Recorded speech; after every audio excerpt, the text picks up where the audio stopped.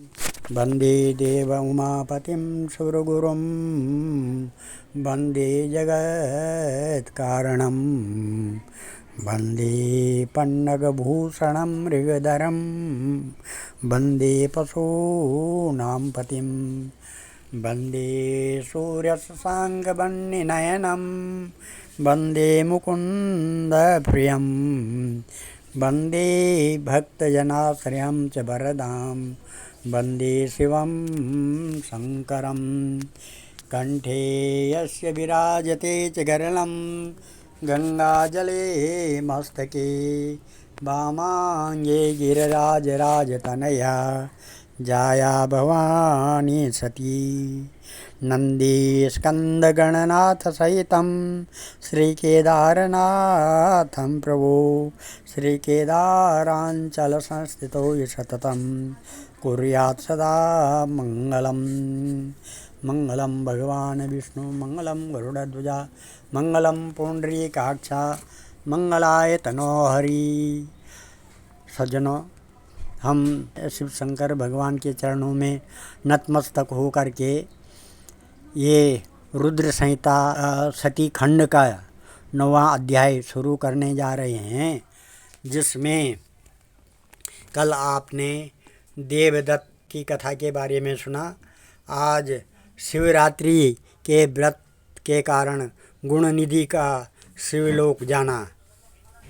यमदूतों से मुक्ति पाकर गुणनिधि भगवान श्री सदाशिव के पार्षदों के साथ विमान पर चढ़कर शिव लोक गया और यमदूतों ने जाकर सारा वृत्तांत यमराज से कहा, जिसे सुनकर यमराज ने कहा, जो व्यक्ति भस्म रमाए हुए हो, रुद्राक्ष की माला धारण किए हुए हो, शिव लिंग का पूजन करता हो और श्री सदाशिव के गुणों का गान करता हो, छल से ही सही उसके पास बिल्कुल न जाना। दूतों से यह कहकर यमराज ने भगवान श्री सदाशिव को प्रणाम करके कहा, आप मेरे इस अनजाने दोष को क्षमा कर दें। अब गुणनिधि की कथा सुनिए।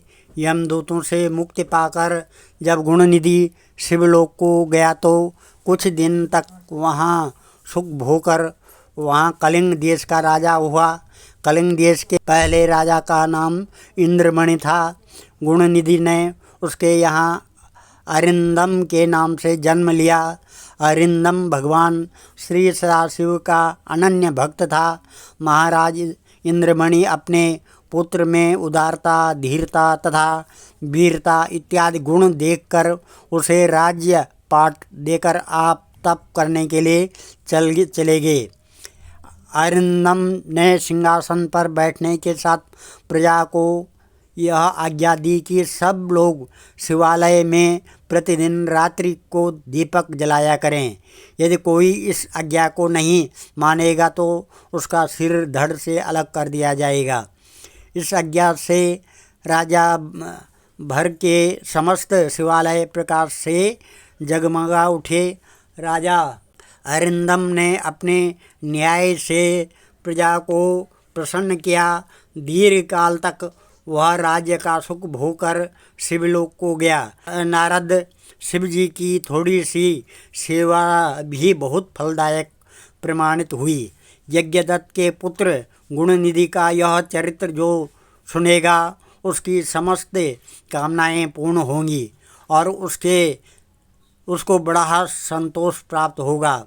अब तुम मेरे मानस पुत्र पुलस्त्य का हाल सुनो। मेरे पहले पदम कल्प में मेरे मानस पुत्र पुलस्त्य से विश्रवा का जन्म हुआ था, जिसके यहाँ तक वे श्रवण नाम का पुत्र हुआ था, जिसने भगवान श्री सदाशिव का उग्र तप किया। उसके उग्र तप को देखकर भगवान शंकर ने प्रकट होकर उसको साक्षात दर्शन दिए। भगवान श्री शंकर को देखकर विश्रवण ने कहा, प्रभु आपके अपरिमित तेज को देखकर मेरे नेत्र अपने आप बंद होते जा रहे हैं, अतः मुझको इतनी सामर्थ्य दीजिए कि जिससे कि मैं आपके चरणों के दर्शन कर सकूं। यह वे श्रवण यज्ञदत्त का पुत्र गुणनिधि ही था। भगवान सदाशिव ने गुणनिधि की भक्तिपूर्ण बात सुनकर उसके मस्तक पर हाथ फेरा। प्रभु की कृपा भरा हाथ फेरने के साथ ही गुणनिधि में दिव्य तेज का अवलोकन करने की शक्ति आ गई।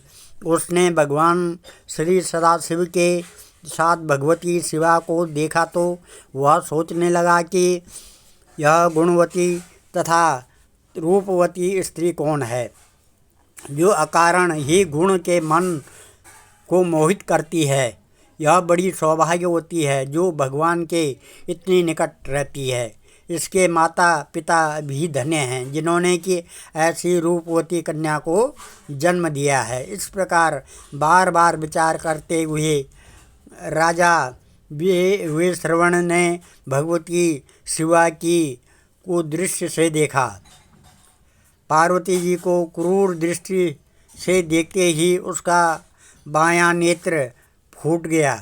भगवती शिवा ने भगवान श्री सदाशिव से कहा, यह कैसा तपस्वी और भक्त है जो कि मुझको पाप दृष्टि से देखता है। भगवती शिवा की बात सुनकर भगवान श्री सदाशिव ने कहा, देवी इस तपस्वी ने बड़ा उग्र तप किया है, इसलिए इसका अविश्वास करना ठीक नहीं है। यह तुम्हारा पुत्र है, अतः यह तुम्हें पाप दृष्टि से नहीं देख सकता, अपितु यह तो तुम्हारी तपस्या की सराहना कर रहा था, अतः मैं इसे निधियों का स्वामी बनाऊंगा। यह वसुओं का ईश्वर होगा। इतना कहकर भगवान श्री सदाशिव ने वे श्रवण से कहा, वत्स तुम क्या चाहते हो? जो इच्छा हो सो वर मांगो। मेरे आशीर्वाद से तुम वसुओं के स्वामी होंगे। इसके पश्चात हम तुम दोनों मित्र रूप से कैलाश पर जाकर निवास करेंगे। अब तुम भगवती शिवा के चरणों में नतमस्तक होकर क्षमा की याचना करो। यह तुम पर दया करके मानसिक पाप से मुक्त कर देगी। इसके पश्चात इन्होंने भगवती शिवा से कहा, देवी श्री तपस्विनी इस अपने अंगज पुत्र पर प्रसन्न हो। भगवान सदाशिव की बात सुनकर शिवा ने अपना क्रोध शांत किया और कहा, पुत्र अब तुम मेरे पुत्र हुए। शिव की भांति मैं भी तुम पर दयालु हूँ। अब से तुम्हारा नाम कुबेर होगा। तुम्हारा स्थापित किया हुआ यह शिवलिंग सिद्धियों को देने वाला होगा और पूजन करने से पापों को नष्ट करके मोक्ष को देने वाला होगा। फिर भगवान श्री सदाशिव जी ने वैशेश्वर नामक स्थान से गुणनिधि से वे श्रवण को कुबेर बनाकर प्रवेश करा दिया और स्वयं उसके अलकापुरी नामक महानगरी के समीप हो ही अपना कैलाश नामक स्थान नियुक्त किया। वे श्रवण को वरदान प्राप्त करके भगवती शिवा के साथ भगवान श्री सदाशिव अंतर्ध्यान हो गए। भगवान सदाशिव की कृपा से वह अनंत धन रत्नों के स्वामी हुए और अलकापुरी का राज्य प्राप्त करके शिव मित्र के नाम से प्रसिद्ध हुए। है नारद, गुणनिधि की कथा मैंने तुमको विस्तार पूर्वक सुनाई है, जो सदा आनंद को देने वाली है और तनिक चेष्टा से महान आनंद देने वाली है। गुणनिधि के समान पापी भी बिना इच्छा से भूखा रहने पर शिवरात्रि का व्रत करने वाला समझा गया। भगवान श्री सदाशिव के बराबर और कौन दयालु हैं। ओम नमः वंदे देव उमापतिं सुरगुरुं वंदे जगत् कारणं वंदे पन्नगभूषणं मृगधरं वंदे पशूनां पतिं वंदे सूर्यशशाङ्कवह्निनयनं वंदे मुकुन्दप्रियं वंदे भक्तजनाश्रयं च वरदां वंदे शिवं शङ्करं वंदे शिवं शङ्करं। सज्जनों, शिव पुराण यहीं पे विराम देता हूँ। कल आपको आगे की कथा सुनाऊंगा।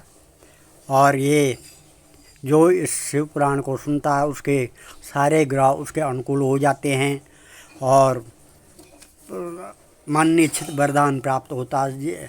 जिस प्रकार से गुण निधि को कुबेर की पदवी प्राप्त हुई थी। और शिव जी का एक रुद्र है काल भैरव, उसकी स्तुति इस प्रकार से है।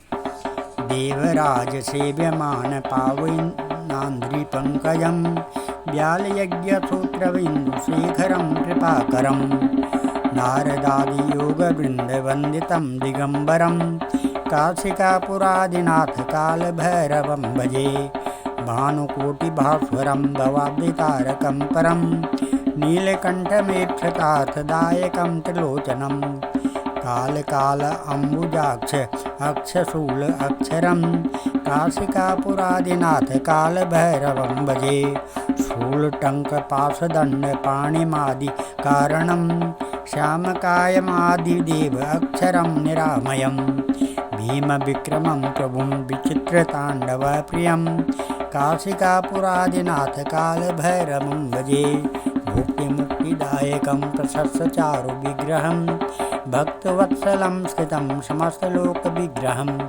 विनिक्वणं मनोज्ञ हेम किंकणीलसत्कटिं काशिकापुरादिनाथ काल भैरवं भजे धर्मसेतुपालकं त्वधर्ममार्गनाशकं कर्मपाशमोचकं सुशर्मदायकं विभुं स्वर्णवर्णशेषपाशशोभिताङ्गमण्डलं काशिकापुरादिनाथ कालभैरवं भजे रत्नपादुकाप्रभाभिरामपादयुग्मकं नित्यमद्वितीयम् इष्टदैवतं निरञ्जनं मृत्युदर्पनाशनं करालदृष्टमोक्षणं काशिकापुरादिनाथ कालभैरवं भजे अट्टहासभिन्नपद्मजाण्डकोशसन्ततिं दृष्टिपातनष्टपापजाल उग्रशासनम् अष्टसिद्धिदायकं कपालमालिकन्धरं काशिकापुरादिनाथ कालभैरवं भजे